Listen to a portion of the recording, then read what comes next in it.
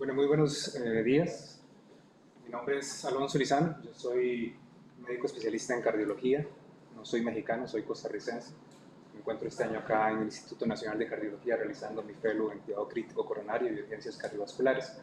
Y el tema que me corresponde a mí es realmente el tratamiento del infarto, tanto el tratamiento acuto como el tratamiento de repercusión. Entonces vamos a intentar en los próximos 30 minutos hablar un poco de la evidencia y de qué es lo que debemos hacer. Este es el algoritmo que estábamos, de que Luis habló ya extensamente. Nos corresponde entonces hablar específicamente del tratamiento. ¿Cuál es la importancia de la terapia adjunta en el infarto con elevación del ST? ¿En qué consiste esa terapia? ¿Y cuáles son los nuevos los retos y los nuevos gaps, digamos, en el manejo? Ya de eso hablamos antes. Recordemos que el principal mecanismo fisiopatológico por el cual ocurre un infarto es la ruptura y la erosión o la erosión de una placa que expone el material aterotrombótico, predisponiendo a la formación de un trombo que ocluye el flujo coronario, produce isquemia miocárdica y al final necrosis del miocardio. Es indiscutible entonces la importancia que tiene en la fisiopatología del infarto la activación plaquetaria. Es por eso que el tratamiento angular en cuanto al tratamiento adjunto al infarto con elevación del ST es el tratamiento antitrombótico. Y eso es lo que nosotros intentamos hacer cuando les decimos tienen que administrar aspirina, tienen que administrar clopidogrel, tienen que administrar enoxaparina. Es básicamente cubrir todas las vías por las cuales se genera ese trombo que ocluye el flujo coronario. Son muchos los estudios, y esto es una imagen de un documento de expertos que se hizo en 2017 en la Sociedad Europea de Cardiología.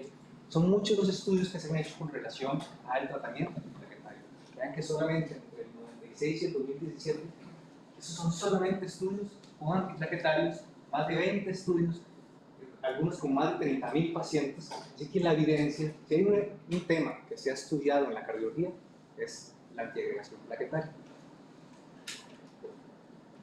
Cuando nosotros hablamos de infarto con elevación del ST, si queremos impactar en la mortalidad del mismo, los elementos que vamos a buscar es la reperfusión temprana, la terapia antitrombótica y el tratamiento de prevención secundaria.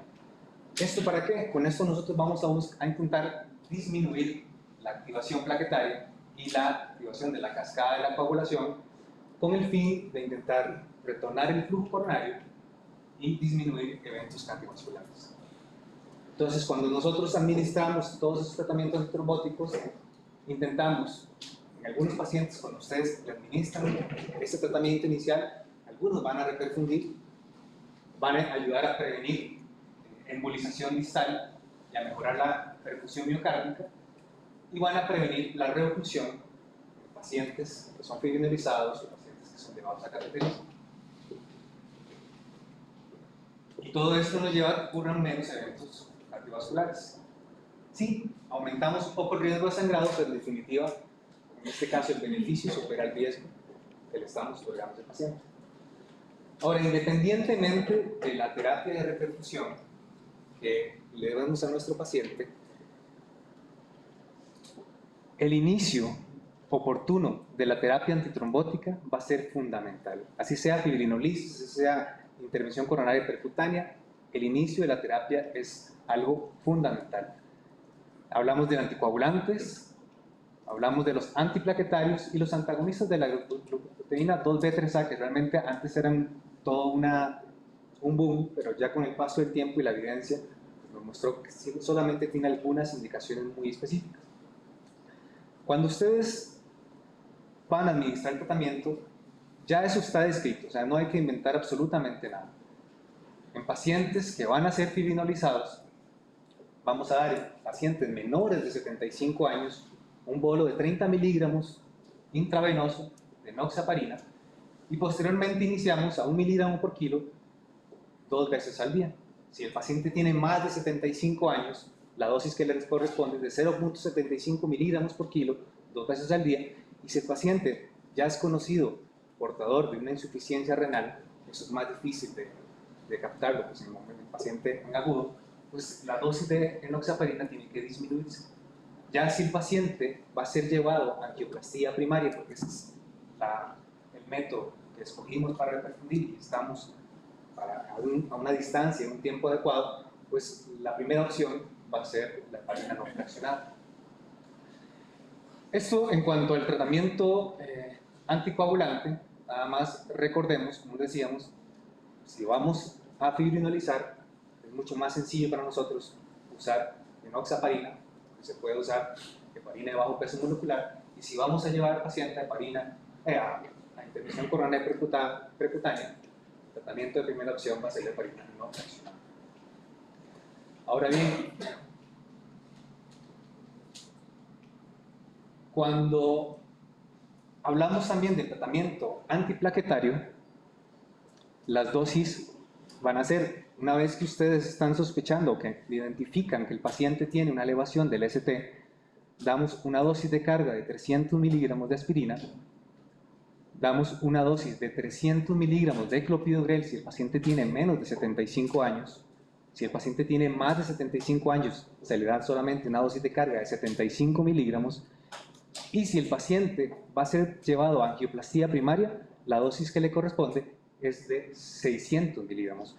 A veces cuando estamos en el instituto y nos comentan un caso de esos y vemos que está en un lugar muy cercano al instituto que va a llegar prontamente, nosotros le decimos, administre la aspirina, administre el clopidogrel, 300 de clopidogrel, y no le decimos que le dé 600 por la posibilidad de que cuando el paciente llega a nuestro instituto, la sala de hemodinámica esté ocupada y nos corresponda fibrinolizar al paciente. Entonces lo podamos fibrinolizar con las dosis que le corresponden. Pero esas dosis tienen que ser prácticamente automáticas. Ustedes identifican al paciente y de inmediato iniciar con el tratamiento para darle esos beneficios de disminución de eventos cardiovasculares a los pacientes. Recordemos que los estudios de fibrinólisis fueron hechos con clopidogrel, así que no se les ocurra darle prasugrel o ticagrelor a un paciente que van a fibrinolizar. Es clopidogrel lo que está indicado. Ahora, esas dosis y estos medicamentos que damos casi en forma automática no es producto de la ocurrencia de alguien. Hay evidencia clara de su beneficio. La aspirina, vean que este estudio es de 1988.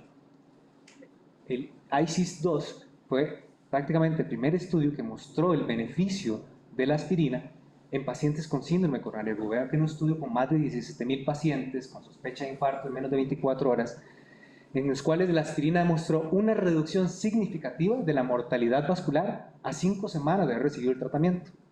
Entonces hay evidencia del uso de estos medicamentos. Más tarde vienen estudios que muestran la evidencia del clopidogrel, del por qué le damos el clopidogrel. El estudio CAPRI y el estudio CURE, que este último básicamente es el estudio que instauró la terapia de la doble terapia antiplaquetaria en pacientes con infarto, mostraba cómo el clopidogrel, en el CAPRI, era mejor que la aspirina en prevención secundaria, y en el CURE, cómo el clopidogrel reducía significativamente el riesgo de muerte cardiovascular, infarto al miocardio y accidente cerebrovascular. Más tarde viene el Clarity TIMI 28 y el COMIT, que vienen a extender esta recomendación del uso de clopidogrel y aspirina en pacientes con síndrome coronario con elevación del ST. Entonces, al darle nosotros esas simples pastillas de aspirina y de clopidogrel al paciente, le estamos disminuyendo mortalidad cardiovascular, reinfartos y accidente cerebrovascular. O sea, al dar estos medicamentos realmente estamos ya impactando en la mortalidad de los pacientes. Ya si nosotros estamos pensando que el paciente va a ir a angioplastía primaria, pues sí tenemos otras opciones, como el prasugrel, como el ticagrelor, que son antiplaquetarios, inhibidores del P2Y12, más potentes, que tienen un inicio de acción mucho más rápido. Vean que el clopidogrel, su inicio de acción prácticamente es a las 2 horas, por eso también nosotros decimos, entre más temprano se le dé el tratamiento, más rápido va a empezar a hacer efecto para el momento en que vamos a finalizar o a llevar angioplastía al paciente. Entonces, el primer contacto del paciente y el que identifica el infarto es fundamental en esta parte. Si el paciente va a ser llevado a angioplastía primaria, ya las guías son muy claras en que la primera opción es el prasugrel o el ticagrelor, pero estos en pacientes que van a ser llevados a angioplastía primaria, repito, no fibrinolisis. ¿Cuáles son los estudios que mostraron la evidencia de estos otros antiplaquetarios más potentes y con un inicio de acción mucho más rápido? Son, por ejemplo, el Tritón TIMI 38, que fue el que mostró la evidencia del prasugrel en un estudio con más de 13.000 pacientes con síndrome coronario agudo que eran sometidos a intervención coronaria percutánea. El prasugrel, en comparación con el clopidogrel, reducía el endpoint primario de muerte cardiovascular, infarto e ictus, así como la tasa de infartos y de revascularización urgente.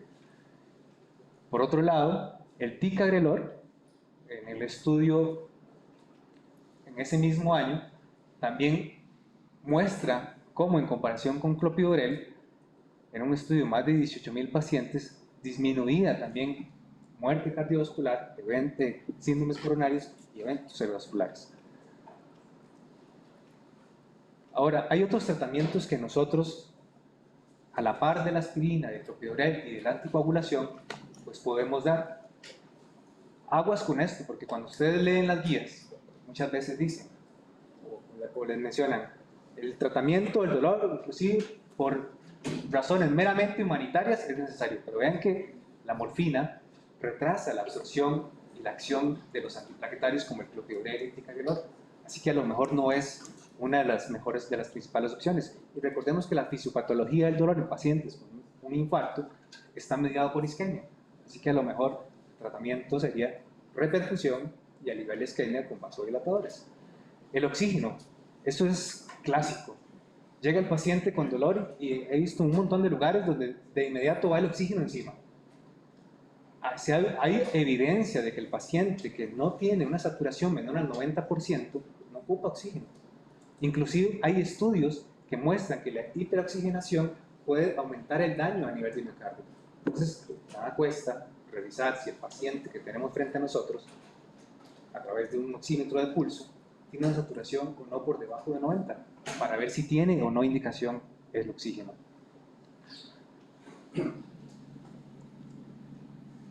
Otros medicamentos diuréticos, muchos de estos pacientes, especialmente aquellos con infartos grandes, que ya tienen muchas horas de evolución, llegan congestivos. No tengan miedo de utilizar la furosemida. Si es un paciente que nunca ha utilizado furosemida, una dosis inicial de 20-40 miligramos IV va a ser suficiente para dar una respuesta adecuada.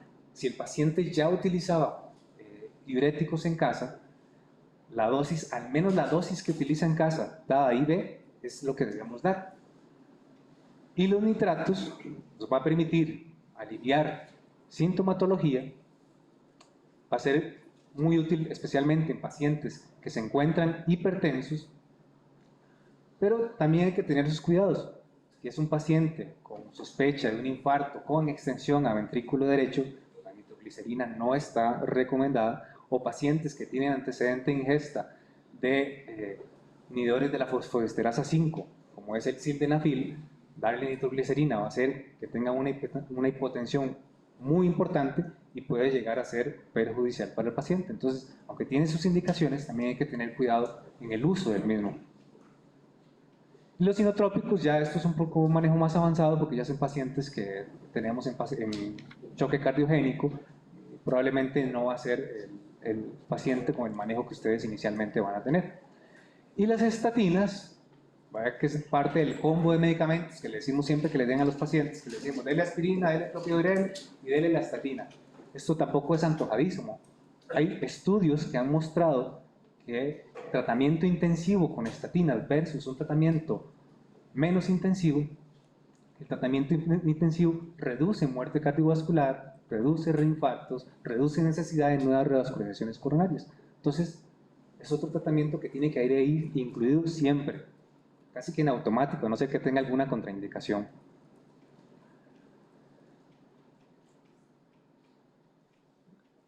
Entonces, a través de este tratamiento, o a través de un paciente con síndrome coronario, tenemos que manejar la parte de tratamiento antitrombótico, como lo decíamos, manejar el dolor y la disnea, y el tratamiento con estatinas. Todo esto va a formar básicamente los medicamentos de primera línea que vamos a utilizar en los pacientes que ya tenemos con ese diagnóstico de síndrome coronario. El tratamiento adyuvante entonces con terapia antitrombínica mejora los resultados de la estrategia de reperfusión. Hay que individualizar el paciente, al individualizar el tipo de paciente que tenemos y preferir, digamos, la terapia antitrombínica con más eficacia, esto principalmente en pacientes que, por ejemplo, vamos a llevar a una angioplastía primaria donde tenemos la posibilidad de darle algún antitrombótico más potente, pues efectivamente esa va a ser la primera opción. Y paralelo a todo esto debe ser el manejo del dolor y de la inestabilidad clínica para reducir la cascada de la isquemia y mejorar los resultados clínicos. Ahora, hablando específicamente del tratamiento de reperfusión, en esto el doctor Patricio Ortiz ayer hizo mucho énfasis cuando habló de la estrategia farmacoinvasiva. Vean este gráfico, cómo claramente nos muestra la reducción de la mortalidad que nosotros podemos producir si atendemos a ese paciente o repercutimos a ese paciente en las primeras horas, principalmente en las primeras 3 horas. Después de esas primeras 3 horas se da una reducción muy importante, muy significativa de la mortalidad que nosotros podemos disminuir con el tratamiento. Tanto así que ya después de 12 a 24 horas, prácticamente el beneficio que le estamos dando al paciente es mínimo. Por eso es que ustedes ven que en las guías mencionan ese tiempo de 12 horas. Pero si nosotros agarramos a ese paciente en esas primeras 3 horas, idealmente inclusive en la primera hora, la reducción de la mortalidad es importantísima. Prácticamente estamos produciendo un infarto abortado. ¿Qué es lo que buscamos nosotros con reperfundir el paciente de manera expedita, de la manera más pronta posible? Disminuir este tiempo que se da entre el diagnóstico de elevación del ST y el momento en que nosotros abrimos la arteria. Recuerden, y se ha hecho mucho hincapié en este concepto de que tiempo es miocardio, no lo veamos como tiempo es miocardio, veámoslo como tiempo es vida. O sea, entre más se tarde uno en abrir esa arteria, más muertes va a tener.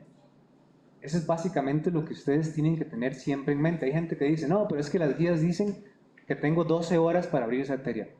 No tienes 12 horas para abrir esa arteria, ese es el límite. Cuando estás llegando a las 12 horas ya la reducción, el beneficio que le vas a dar a ese paciente es realmente muy poco. Lo que tienes es que abrir esa arteria lo más pronto posible.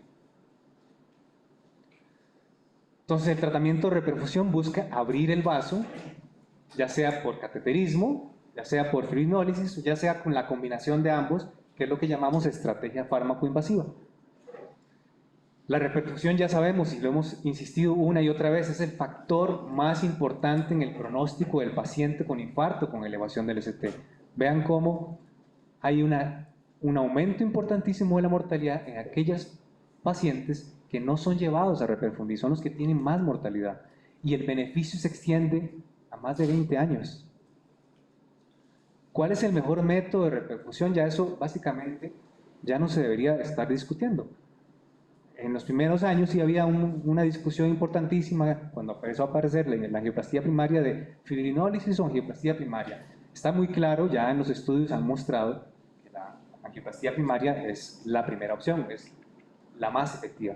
Sin embargo, esto depende de que el tiempo en que se abra la arteria o que se realice el procedimiento sea el adecuado. Si estamos llevando angioplastía primaria tardía al paciente, realmente no le estamos dando ese beneficio al paciente.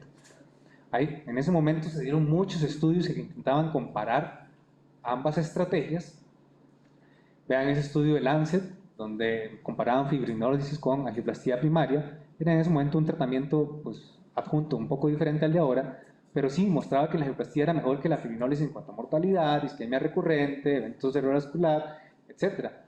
Pero, aunque muchos pensaron en ese momento que la fibrinólisis ya se iba a dejar de lado, que tal vez estaba siendo una técnica que ya no íbamos a continuar, se dieron cuenta de que había muchos otros factores que no estaban siendo tomados en cuenta y que al final lo más importante no es si le doy angioplastia o si le doy fibrinólisis, sino con cuál de las dos le voy a dar un tratamiento de reperfusión más prontamente.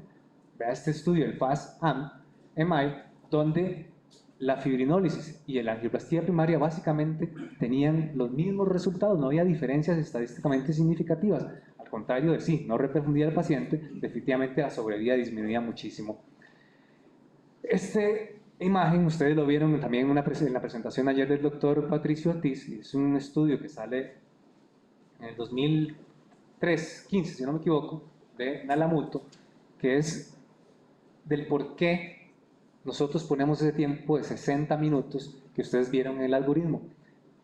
En ese estudio él nos decía, si usted se va a tardar más de 60 minutos en llevar a ese paciente a la angioplastía primaria que usted quería darle, porque todo el mundo dice que es mejor, a los 62 minutos, para ser específico, se pierde el beneficio que usted le iba a dar con la angioplastía. En ese momento, perdiste todo lo que querías darle, porque dijiste, no, yo lo voy a llevar a angioplastía primaria porque es lo mejor. Sí, pero si duraste 80, 85 minutos, el beneficio que le querías darle, se lo quitaste.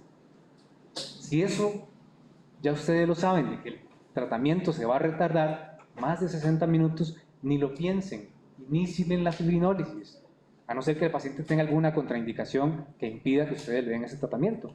Pero vean cómo a los 62 minutos se pierde el beneficio de esa superioridad de la angioplastía primaria. Es cierto, con angioplastía, menor reisquemia, menor reinfarto, la mortalidad se disminuye, pero tiene sus problemas también, poca accesibilidad, necesidad de recursos 24/7, todo un sistema articulado que tiene que estar muy bien formado, y la fibrinólisis es un medicamento ampliamente disponible, donde rápidamente puede ser administrado, también disminuye mortalidad, aumenta un poco el riesgo de sangrado, pero definitivamente si se da en forma temprana, el beneficio es muchísimo. Yo ayer, realmente, cuando estuve con el doctor Varela y vi que en las ambulancias ustedes contaban con tenecteplase, me sorprendió muchísimo. Ya les digo, yo soy de Costa Rica. Todavía cuando yo me vine para acá en febrero, seguíamos finalizando allá con streptokinasa. Yo no tengo ni siquiera en los hospitales de la capital, porque yo trabajo en un hospital de la capital allá, en uno de los principales hospitales. Nosotros no tenemos la posibilidad de hacer fibrinólisis con tenecteplase. Ha sido toda una lucha para intentar cambiar eso. ¿Hay alguna contraindicación para usar tenecteplase? Digo, además de las habituales de todos los fibrolíticos. ¿Alguna contraindicación específica para usar tenecteplase? Pues, ahorita que se me venga la mente. En realidad no, ese es el punto importante. ¿Por qué fibrinolizamos a un paciente? Por lo que tengamos. Nosotros actualizamos el compendio de medicamentos en un trabajo nacional. Intentamos citar la tenecteplase, pero en realidad es una situación un poco pretenciosa. Es como no querer coche y querer comprar dietas a todos, ¿no? O sea, estamos en esa situación y afortunadamente ya lo tenemos, y ustedes lo tienen aquí en el estado para utilizarlo. Hay estados que no tienen fibrinolítico y hay estados en los que el acceso a la fibrinólisis es inaceptable. Justo platicábamos con Luis hace un rato, que igual a un frasco de tenecteplase vale 50 mil pesos. Puede ser lo mismo que cateterizar a un paciente prácticamente. Entonces, afortunadamente ustedes lo tienen aquí desde las ambulancias y hay que aprovecharlo. Pero si tuviéramos streptokinasa, usamos streptokinasa. La diferencia entre cualquiera de los tres es relativamente baja. Los médicos a veces somos muy pretenciosos y queremos perfeccionar las cosas y a veces en ese intento. Cuando yo era residente, si no había tenecteplase, no fibrinolizamos, lo cual es un absurdo. Entonces, si tuviéramos streptokinasa, usamos streptokinasa, tenemos actilice, usamos actilice, si tenemos tenecteplase, usamos tenecteplase. ¿Cuál es la ventaja de la tenecteplase? Sería la facilidad al utilizarlo. Es así, pues, es para kinder. O sea, trae una jeringa que dice 40 kilos, 60 kilos, 80 kilos, 100 kilos. Y lo pasas así. Y listo. Es antiparámetros. Así es. Entonces, esa es la ventaja de tenecteplase. Las tasas de reperfusión son similares, digamos, ¿no? Y el beneficio que yo le entiendo al paciente con la intervención de darle la fibrinolisis es muy grande. Justo el país que más fibrinoliza en América del Sur, digamos, desde el Bravo para abajo, es Brasil. Brasil usa streptokinasa. Entonces, lo que tengamos es correcto, ¿no? Así es. Entonces, como decía el doctor, pues una de las cosas que más beneficia el uso de la tenecteplase es su facilidad para administrarlo. Estas son las dosis que son basadas en el peso, las dosis de arteplasa también, y la dosis de estreptoquinasa. Definitivamente no tiene mayor ciencia su utilización y ustedes deberían ser capaces fácilmente de administrar el medicamento. Vean que el Tenecteplasa se da solamente en un bolo. No tienen que dejar una infusión de 30, 60 minutos como lo es con la estreptoquinasa, pero al final, como decía el doctor, lo más importante es que ustedes con algo inicien la reperfusión, con lo que tengan. O sea, si tienen estreptoquinasa con estreptoquinasa, si tienen el Tenecteplasa con Tenecteplasa, si están a 5 minutos con la angioplastía primaria, con lo que tengan, abrir esa arteria al final es lo que va a darle beneficio al paciente. La estrategia farmacoinvasiva, ya ayer lo mencionamos, es básicamente la utilización de la fibrinólisis junto a la angiografía coronaria. Ya no existe, como decía el doctor, la fibrinólisis solo. Simplemente todo paciente que ustedes fibrinolicen tiene que ser enviado a cateterismo en las próximas 24 horas. Los estudios hablan de 3 a 24 horas. Debe estar el paciente ya siendo reperfundido. Muchos estudios se hicieron para comprobar la eficacia de la estrategia farmacoinvasiva. El último y uno de los más importantes es el estudio STRING, un estudio que comparó la estrategia farmacoinvasiva versus la angioplastía primaria. Eran pacientes que llegaban en las primeras 3 horas de síntomas, que no podían ser llevados a angioplastía coronaria en los primeros 60 minutos, y se aleatorizaron entonces a una de estas dos estrategias y eran llevados a cateterismo posterior a la fibrinólisis entre las próximas 6 y 24 horas. El desenlace, muerte, choque, insuficiencia cardíaca, infarto a 30 días, realmente mostró que no había una diferencia estadísticamente significativa entre uno u otro. Entonces, es efectivo, realmente. O sea, esto ya está más que comprobado. Muchos estudios se han hecho para comprobar y corroborar su eficacia. Todos han mostrado lo mismo. Esto es un estudio de terapia de reperfusión en México, donde participa la doctora Arias, mi jefa, y varios del equipo del hospital ahí, del Instituto Nacional de Cardiología, donde realmente ellos dicen, sí, la estrategia farmacoinvasiva es la estrategia elegida y que probablemente más beneficia a los pacientes aquí en México basados en su economía, basados realmente en la realidad del país. No es sustentable pensar que se va a poner una sala de angiografía en cada hospital que haya. Realmente, y eso no es costo efectivo. Y esta estrategia es mucho más barata y es tan efectiva como la angioplastía primaria. Entonces, recuerden el algoritmo que ya hemos estado repasando una y otra vez. Tienen que salir de aquí con esto memorizado. Si el paciente llega con dolor precordial, llega a un centro, le hacen diagnóstico de infarto con elevación del ST. Si menos de 60 minutos, ustedes no le pueden asegurar que el paciente esté entrando a una sala de cateterismo, fibrinolicen a ese paciente, a no ser que tenga algún tipo de contraindicación para la fibrinólisis. Si es así, inicien el tratamiento. Este es un estudio también que se realizó ahí en el instituto con respecto a la estrategia farmacoinvasiva y a la angioplastía primaria, comparando las dos técnicas. Salió publicado en el año 2021. Eran un total de 579 pacientes que eran divididos en las dos estrategias, y básicamente lo que quiero que vean nada más es cómo no había diferencias estadísticamente significativas en cuanto a mortalidad en los pacientes que eran llevados a una u otra. Entonces, es un tratamiento efectivo, es un tratamiento que impacta en el resultado final y que pues, le da los beneficios a nuestros pacientes. Entonces, en pacientes mexicanos con infarto con elevación del ST, la estrategia farmacoinvasiva es similar a la angioplastía primaria en desenlaces hospitalarios. Muchas gracias.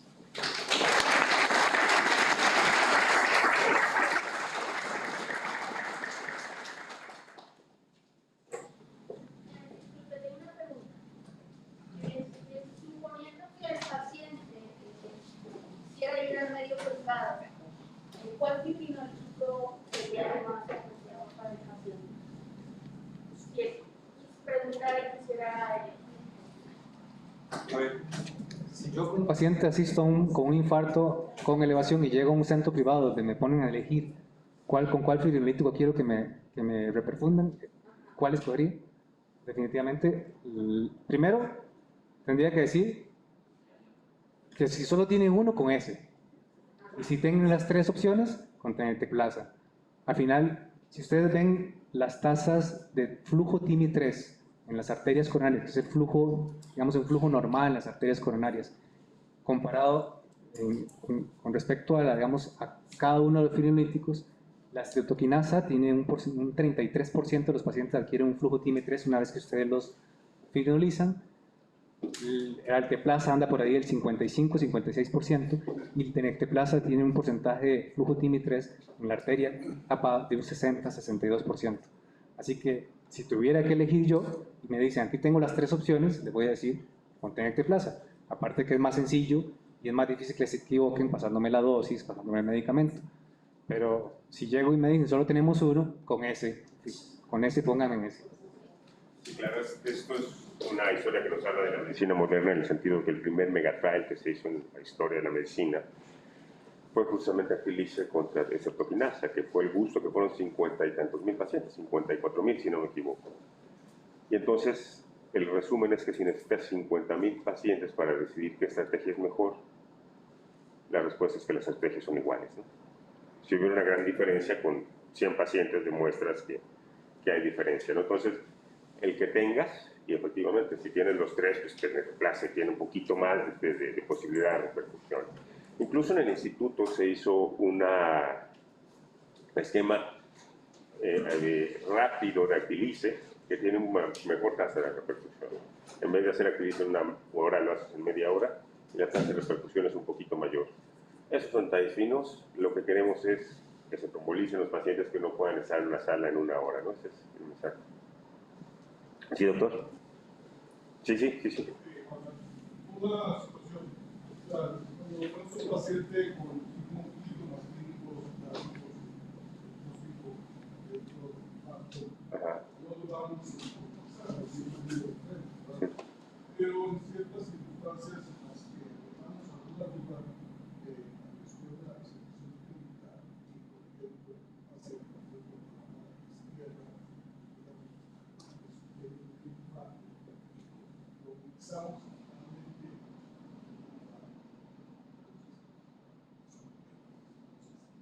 escenario de utilizar el paciente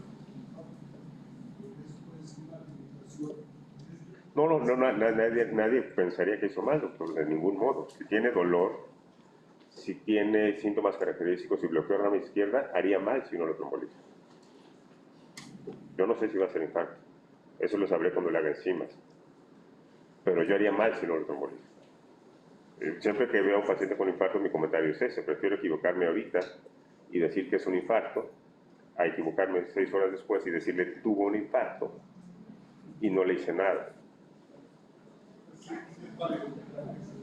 No, es indicado, es en el algoritmo, ¿sí me explico? O sea, ya lo platicó el doctor hace rato, Luis, bloqueo de rama izquierda, bloqueo de rama derecha con síntomas característicos, ¿sí?